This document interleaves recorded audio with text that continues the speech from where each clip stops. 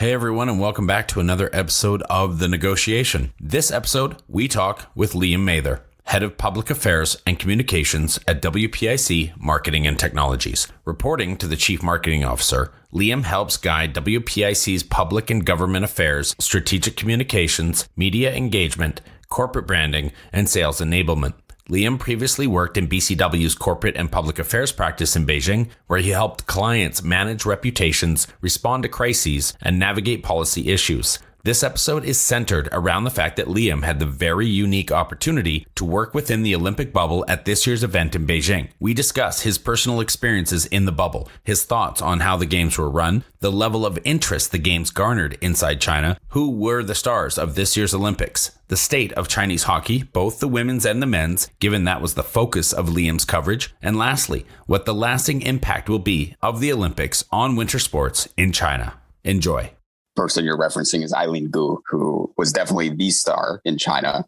And I mean, she already has more than 20 brand partnerships. And I think that number is only going to increase now that she's got 2 gold medals. Every night I would watch CCTV 5 in the hotel. And I noticed in one commercial break, she was in ads for 4 different brands, like just in one commercial break in between segments, one ad after another for different brands. And she was the spokesperson. So, and this was all done before she was a gold medalist, and she's only 18. So I think she was the star of the games.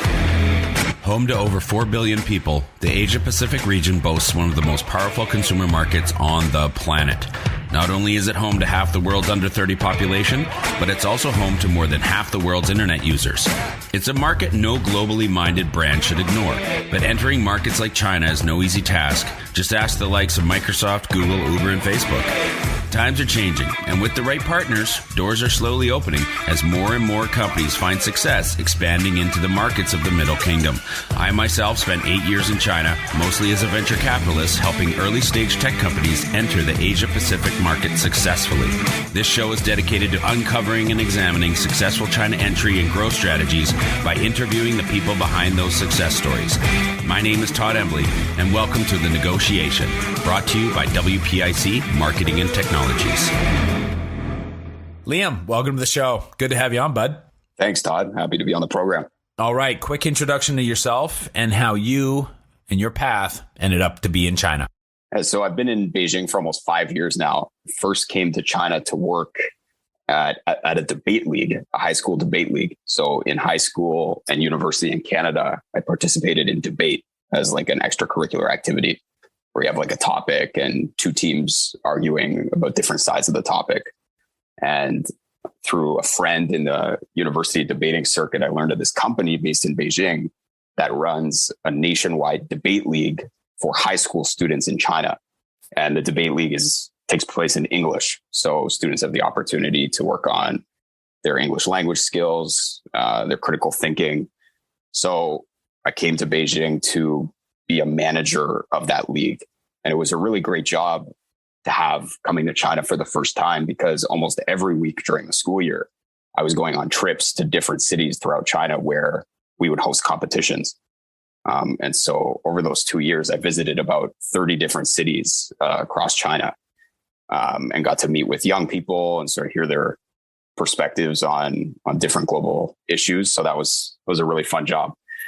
And then after doing that for 2 years, I wanted to learn a little bit more about the business in China. So I moved to a global PR firm who was working with multinational companies on some of their public affairs and government affairs strategies in China, some crisis management, some more routine comms work. I did that for almost 2 years.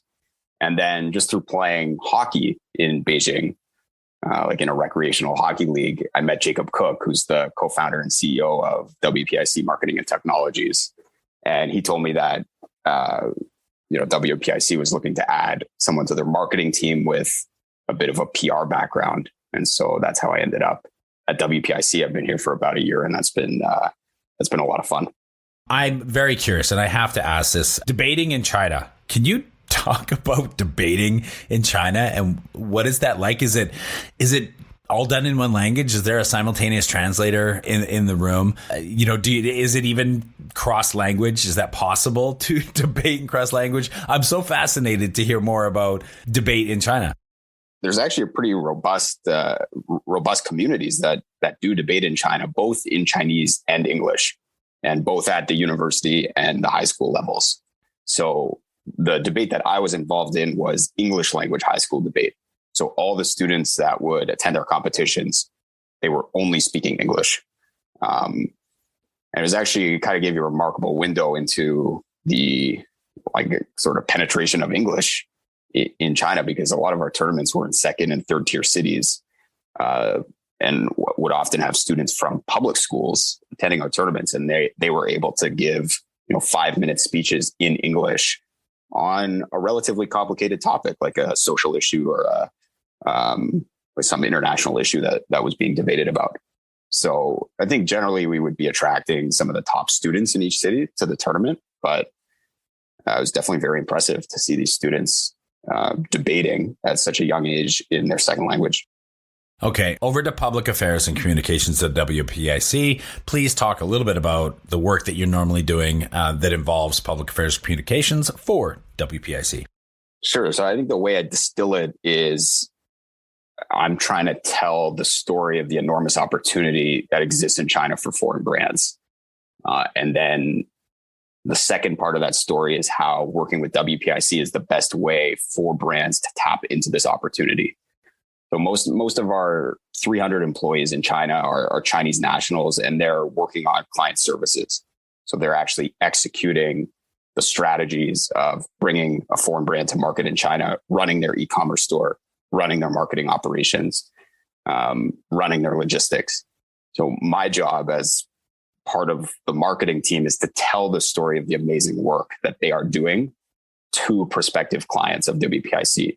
You ended up and you were in the Olympic bubble, which is really, really cool. Obviously a very unique place, something that obviously doesn't happen every Olympics. So tell us a little bit about how you ended up in the Olympic bubble first. Sure. So it's sort of a story where all the stars aligned. Basically, my dad is a sports broadcaster in Canada.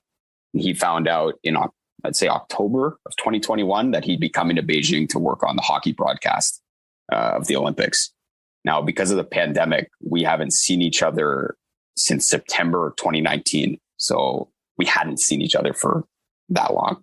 Sort of set up this kind of tragic semi-reunion where he would be coming to Beijing, but because of the bubble, we wouldn't actually be able to see each other. We could maybe see each other through the fence or through a window, with me being on the outside of the bubble and him being inside, but we wouldn't have been able to embrace or, spend any real time together.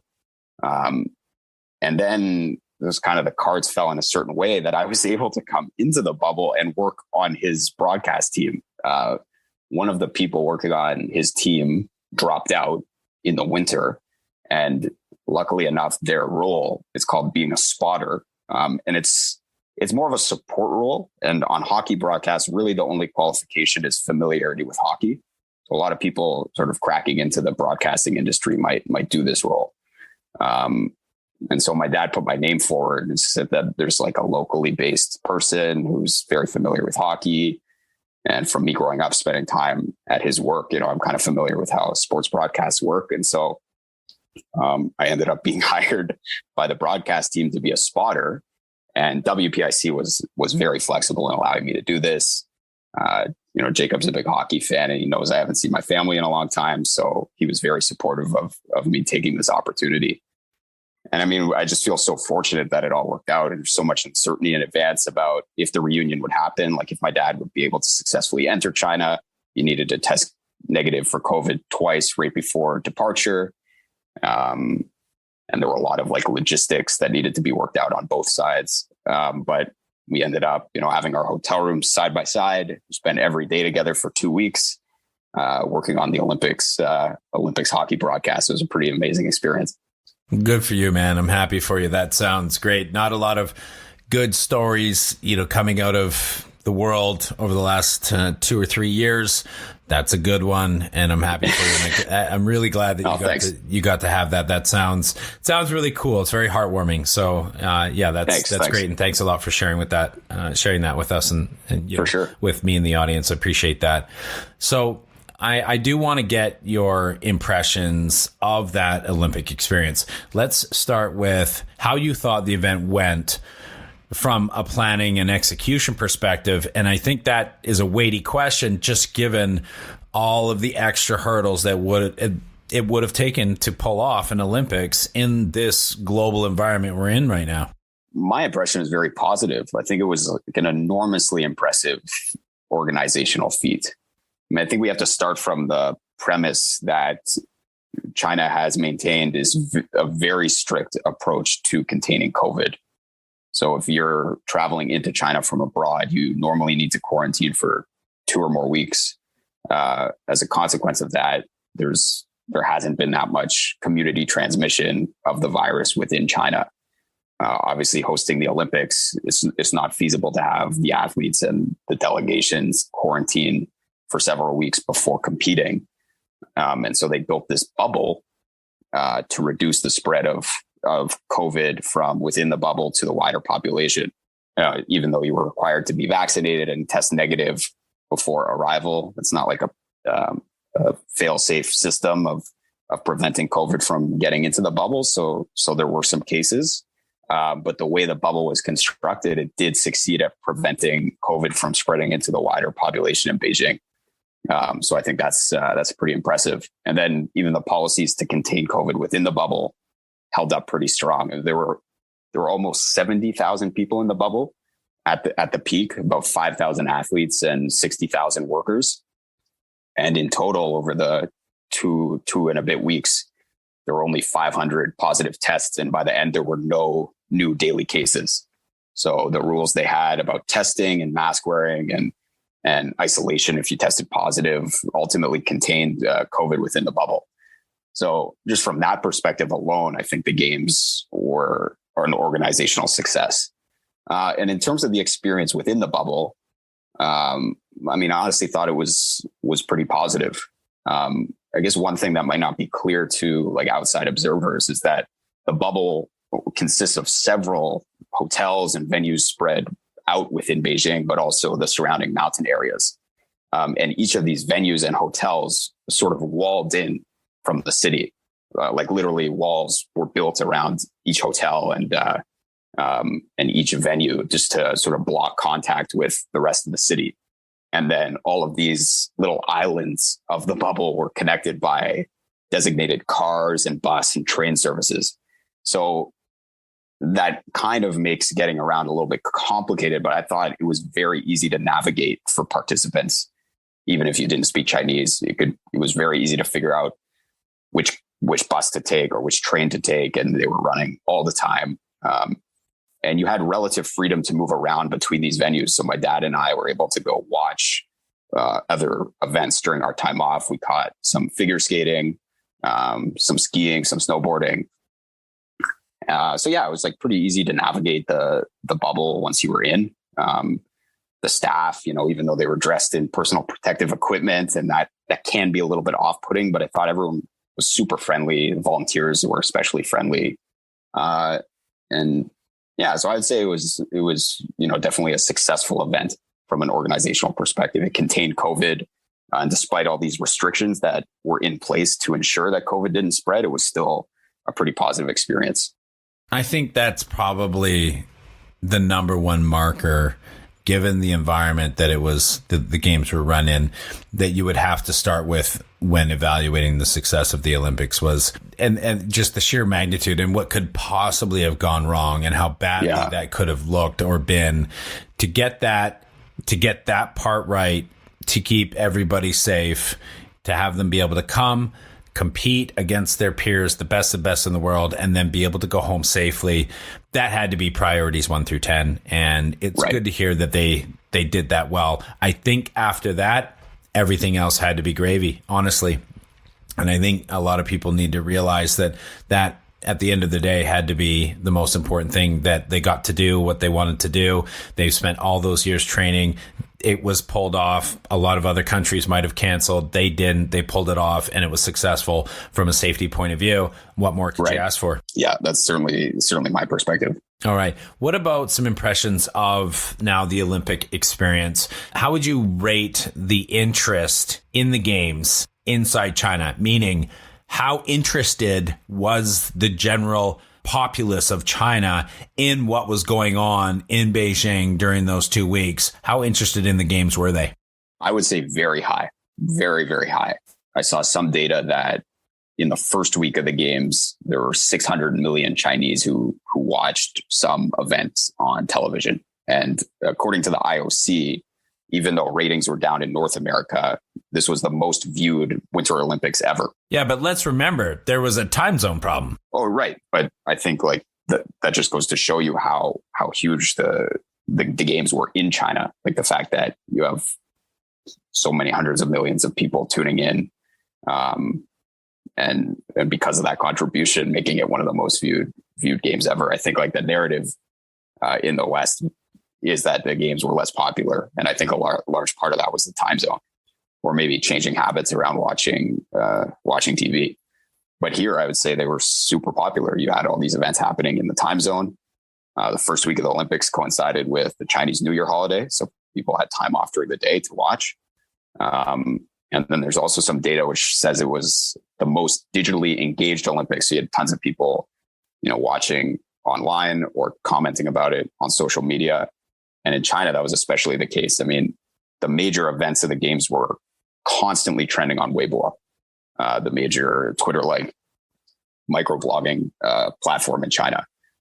Every day, the top 10 top trending things, several of them were related to the Olympics. Whenever China succeeded at the games, like athletically, that was often the top trending item on Weibo. So my sense is that interest in the games was very high in China, even though only some local spectators were allowed in to watch. So most people were not able to go watch, but I would say interest was still very, very high.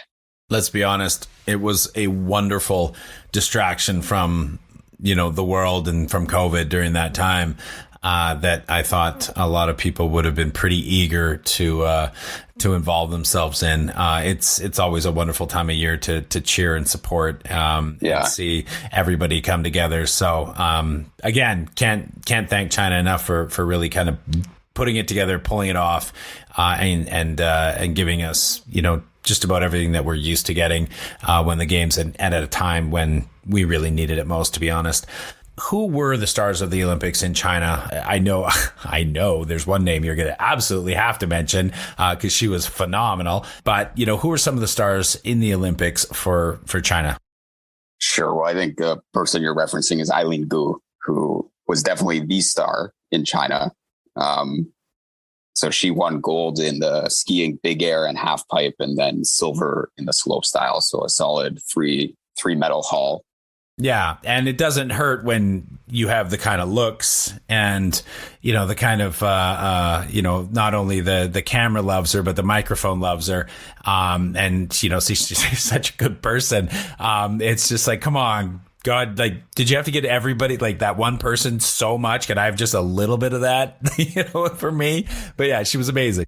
Yeah. I mean, she's definitely got like a lot of features that make her almost like a perfect celebrity and brand spokesperson in China. I mean, first of all, she was born in the United States, raised in the United States, but chose to represent China at these games. And I think that touched a lot of Chinese people, who sensed her pride in being Chinese. She's also an amazing student. She got like a near perfect SAT score. So that appeals to sort of, I would say parents of young people in China. The fact she's kind of like a role model for their kids. She also meets these kind of Eurocentric beauty standards that exist in China. So after, and obviously she's an incredible freestyle skier. So after her first gold, like it crashed Weibo. Weibo literally crashed because so many people were searching her name. And I mean, she already has more than 20 brand partnerships. And I think that number is only going to increase now that she's got 2 gold medals. And, every night I would watch CCTV 5 in the hotel, which is the sports channel in China. And I noticed in one commercial break, she was in ads for 4 different brands, like just in one commercial break, in between segments, just one ad after another for different brands. And she was the spokesperson. So, and this was all done before she was a gold medalist, and she's only 18. So I think, yeah, she's definitely she was the star of the games. But there were a lot of other stars as well. Like China actually set a record for gold medals at a Winter Games with 9, right? Like a Chinese record. That was an all-time high for China. And a lot of those gold medalists won for the first time. So there's a lot of new household names in China. Another one worth mentioning is Sui Ming. He won silver in the snowboarding slopestyle, but then followed that up with a gold in the snowboarding big air. And he's a nice story for several reasons. He was 17 when he was competing. He just turned 18, but he's I guess one thing about Eileen Gu is she, grew up in the United States in a very privileged family. So her story isn't that relatable for most Chinese people. It might be aspirational, and she certainly seems to embrace her Chineseness, but I think her story is just not that relatable for the average family in mainland China. But Sui Ming, on the other hand, was born and raised in Jilin, a second-tier city in northeast China. Apparently is from sort of a middle-class family and is just an incredible snowboarder. And he's also got a pretty cool, down-to-earth, kind of genuine vibe about him, kind of like a badass vibe, but he's also very articulate. And so I think I was reading his gold medal had over 1 billion views on Weibo. Like, people were so excited to see him win. So that's another sort of household name. And I think the combination of Eileen Gu and Sui Ming having so much success in skiing and snowboarding will just be a huge boon for those sports in China.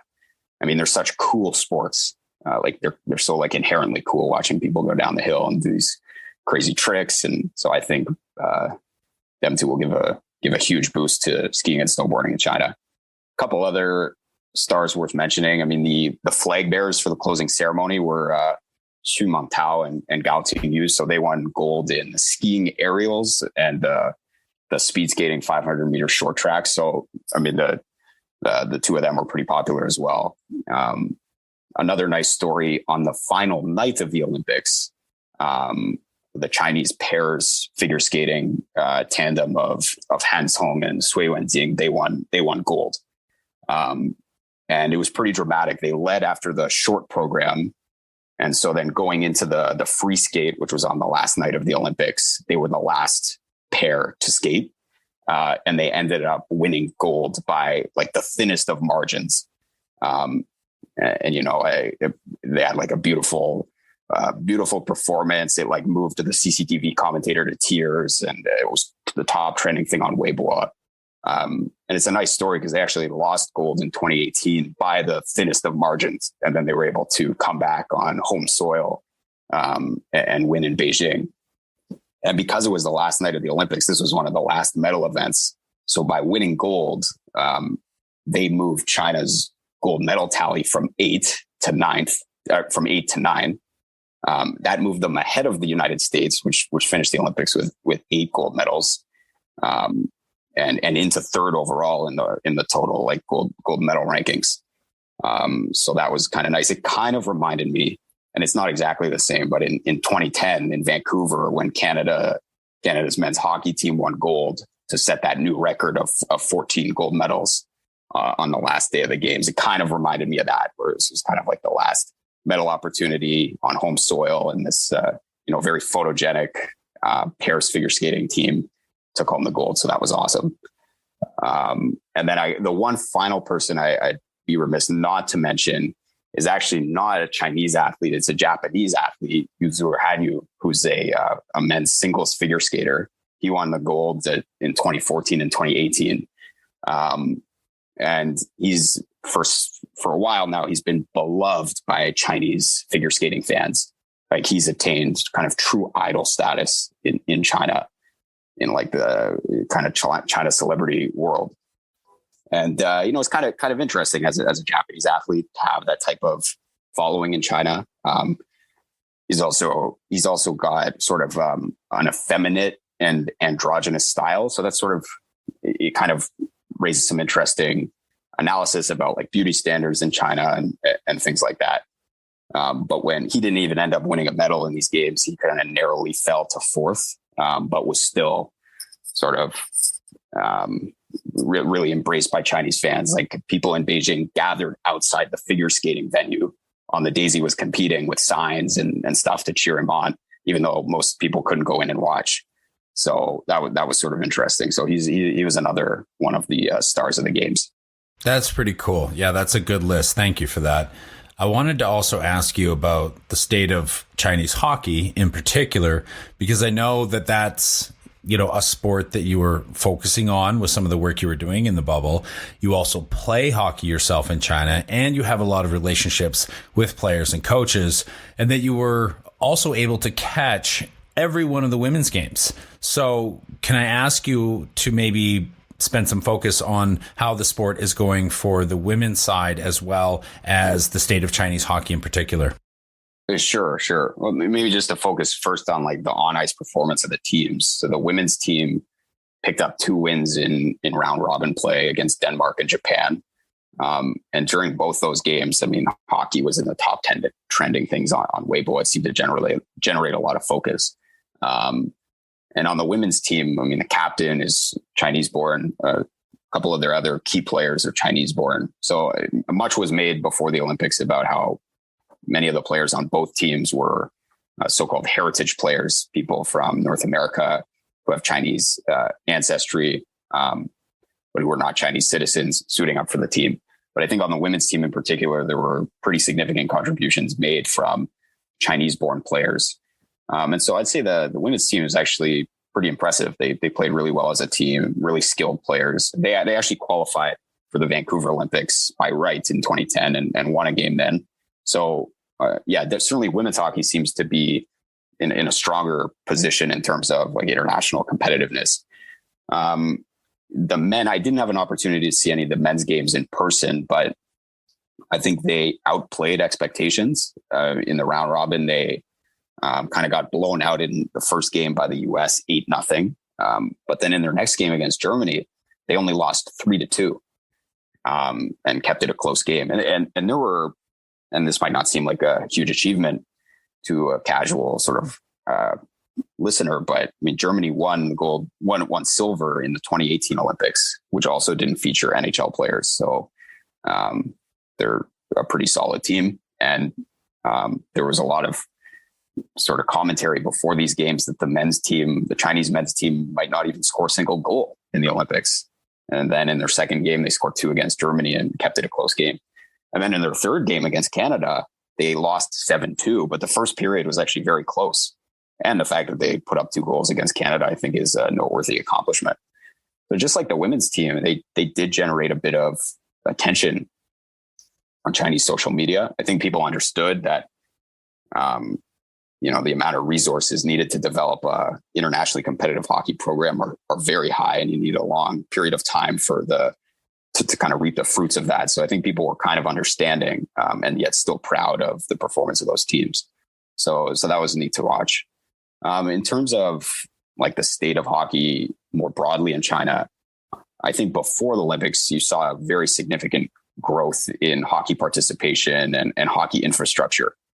So I have some data like in 2015, which was the year that Beijing won the games bid, there were 200 ice hockey rinks, and now there are 900, which is a pretty massive increase. That actually makes China one of the top countries in the world for number of ice rinks. And just 5 years ago, there were about 1,000 players in China, according to the IIHF, but now there are 13,000.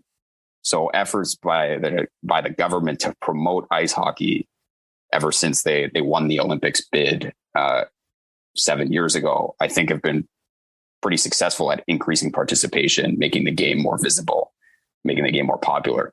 And I think the Olympics are only going to give a bigger boost to that.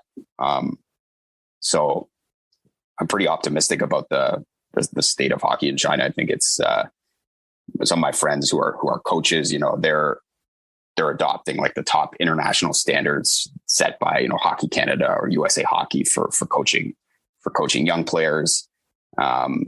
They're frequently sending, teenagers to go play in competitive junior leagues, or maybe even at the college level in the US. So I think there is it's going to be a slow process to make China like really a top hockey country. And I'm not sure if or when they'll get there, but definitely I think the trajectory is upward, and it's a positive outlook for hockey in China.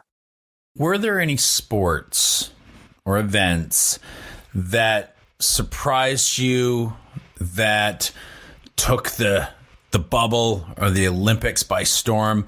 I'm very curious, just to give you a bit of an open-ended option here to talk about some of the things like what sports were surprising, and it could be, both on the positive and the negative. Like what sports were really well attended or had a lot of enthusiasm or a lot of excitement around them, either to your surprise or far and above what you expected to end up being surprising, both on, and then, just from sports, from participation, from impact, from performance of the athletes, anything like that, open-ended. That's a great question. I'm not sure if I was like overly surprised by any one sport or event, but I guess what would jump out at me is just, traditionally China has had success in speed skating, especially short track and figure skating. But beyond that, not too much success at the Winter Games. But I think what stood out in these Olympics is their success on the slopes. Like I think like the skiing and snowboarding medals were really took the country by storm. And I think Eileen Gu was projected to medal several times, but the fact that they got several medals beyond her, I think is significant. And there was just so much chatter about skiing and snowboarding online. Skiing and snowboarding have become more popular in China in the last couple of years, kind of as part of that government initiative to encourage winter sports participation. But I have like a sense just from my Chinese friends and from looking at WeChat and Weibo that these sports are just going to explode in popularity coming out of these Olympics. There's now like kind of a physical infrastructure in place for skiing. China has like the most indoor ski resorts in the world, and the number of like resorts on mountains has also gone up very significantly in the last few years. And I think coming out of the Olympics, people are just going to be so eager to try. You've seen so many news reports about, people trying skiing for the first time as the Olympics were going on. So I think that's one of the stories of these games for sure. Were there any stories that you thought were actually pretty big in China, deservedly so, that maybe didn't really get picked up in the news in the West, that you can kind of divulge to us that we maybe didn't get or didn't hit the big headlines as much as they maybe should have, that were important in Chinese society and culture, given how long you've been there, your understanding of Mandarin, the whole thing, that were important for Chinese society and culture, that will be important for Chinese society and culture, even for the years to come. Your role is PA and comms. So what were you picking up there that most of us might not have? I think I'd bring it back to your question about the popularity of the games in China. I've noticed that there's been a narrative in Western media that ratings are down and that the games had a joyless atmosphere because of the restrictions associated with the bubble and because there weren't that many fans. It sounds like you're talking about the New York Times. I don't know. It just seems like it. I mean, they're not alone. They're not alone with pushing that narrative. And yeah, I understand where that's coming from, because if you're sort of parachuted into China for the Olympics, you have experience at other Olympics in the past, which are much less restrictive, and are packed, and the stadiums are packed with fans, and you can kind of explore the city that the Olympics is taking place in. I understand that coming to Beijing and living within all these restrictions and seeing all the people in PPE and having to do all these tests, like I understand that it would give you a sense of sort of maybe an uncomfortable feeling. And ratings objectively were down in the West. So I understand how that narrative sort of takes form. But I think the opposite is true in China. I think these were a hugely joyful games, even though most people couldn't come and watch. Just to give like a couple of examples, you have the record viewership numbers from within China. You have a record number of gold medals for Chinese athletes at the Winter Olympics. You have the huge popularity of the mascot being Duan Duan. And maybe there was some Western media coverage of the mascot, but it went viral. Like you couldn't buy little figurines or little plush toys of the mascot. They had to put the factories coming out of the Chinese New Year break into overdrive to crank out enough of these plush toys to meet the demand. And it was objectively like a pretty cute mascot that kind of did goofy things and had all these cute animations with it. So I got the sense that, coming out of these Olympics, a lot of Chinese people would feel pride and joy about how they went. And China finished third in the ranking of gold medals behind Norway and Germany. So I think there's one thing that was being pushed by the IOC about hosting the games in Beijing is that this was an opportunity to make China into a winter sports nation. And I think that might already be the case with how they performed at the games. So I think the narrative in the West has a lot of validity to it in terms of there being no fans and ratings being down in Canada and the United States. But here ratings were up. Interest was up. People really loved the mascot. People were so proud that Chinese athletes had a record-setting Olympics. So that's sort of how I would view things. Now that the games are done, what do you think are going to be the lasting impacts on winter sports in China going forward? Just to reiterate, I think there's been sort of the physical infrastructure put in place in the lead up of the games, building of rinks, building of ski resorts, and then some of that soft infrastructure, like bringing in overseas coaches who then train local coaches. And I think there was already an uptick in participation prior to the games, but I think the games and the amount of visibility they had and the success of Chinese athletes in these winter sports will only fuel participation. Now people will, look to take advantage of that physical infrastructure and that soft infrastructure that's been put in place for winter sports. So I think we're going to see China in the future be like a strong winter sports nation, just like it's been such a strong country at the summer games. Yeah, I think everything is there now. The Olympics, I think, have also brought and elevated not just the interest in it, but also brought a lot of the needed infrastructure for it to be enjoyed. And I hope now we get to see that a lot of Chinese are interested, motivated, incentivized, and are now have the capability to be able to go and to be a big part of winter sports like we are in Canada and obviously Norway, to really, take advantage of this. And look out world. If they really grab hold of this, they've certainly got the climate for it, and they've certainly got everything that only God can give you to be able to have sheer success in the numbers and the whole thing. It's all there. So, yeah, I think that, look out world. We'll see what happens in 4 years, but it might be, they might be everywhere in every sport, dominating pretty soon. So thanks again. I really appreciate that. That was an amazing dive, a very unique inside baseball look into what the Olympics were like